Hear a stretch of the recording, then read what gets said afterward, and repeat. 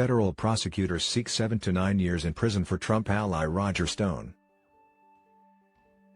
Washington, federal prosecutors are asking a judge to sentence President Trump's confidant Roger Stone to serve between 7 and 9 years in prison after his conviction on witness tampering and obstruction charges.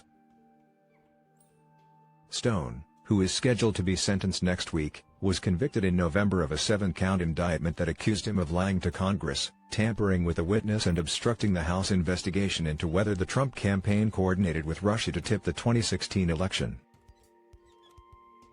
He was the 6th Trump aide or advisor to be convicted of charges brought as part of Special Counsel Robert S. Mueller III's Russia investigation. He was the 6th Trump aide or advisor to be convicted of charges brought as part of Special Counsel Robert S. Mueller III's Russia investigation. In a sentencing memorandum filed Monday evening, prosecutors asked for Stone to serve 87 to 108 months in federal prison, in accordance with federal sentencing guidelines. Such a sentence would send a message to deter others who might consider lying or obstructing a congressional investigation or tampering with witnesses. They charged in the filing that Stone decided to double, and triple, down on his criminal conduct by tampering with a witness for months in order to make sure his obstruction would be successful. Stone's actions were not a one-off mistake in judgment. Nor were his false statements made in the heat of the moment. They were nowhere close to that, prosecutors wrote in the court papers. Stone has denied wrongdoing and consistently criticized the case against him as politically motivated.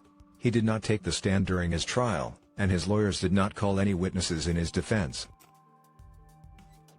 The evidence presented in the trial didn't directly address Mueller's conclusion that there was insufficient evidence to prove a criminal conspiracy between the Trump campaign and Russia to tip the outcome of the 2016 presidential election in Trump's favor. But it provided new insight into the scramble inside the Trump campaign when it was revealed in July 2016 that the anti-secrecy site WikiLeaks was in possession of more than 19,000 emails hacked from the servers of the Democratic National Committee.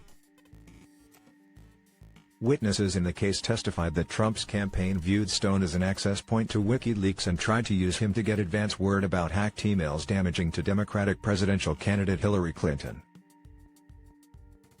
Prosecutors allege Stone lied to Congress about his conversations about WikiLeaks with New York radio host and comedian Randy Credico, who scored an interview with WikiLeaks founder Julian Assange in 2016, when he was avoiding prosecution by sheltering in the Ecuadorian embassy in London, and conservative writer and conspiracy theorist Jerome Corsi.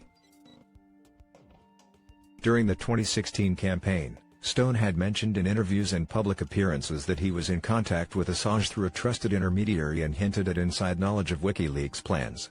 But he started pressing Credico to broker a contact, and Credico testified that he told Stone to work through his own intermediary. After Credico was contacted by Congress, he reached out to Stone, who told him he should stonewall it and plead the Fifth, he testified. Credico also testified during Stone's trial that Stone repeatedly told him to do a Frank Pentangeli, a reference to a character in The Godfather, Part 2 who lies before Congress.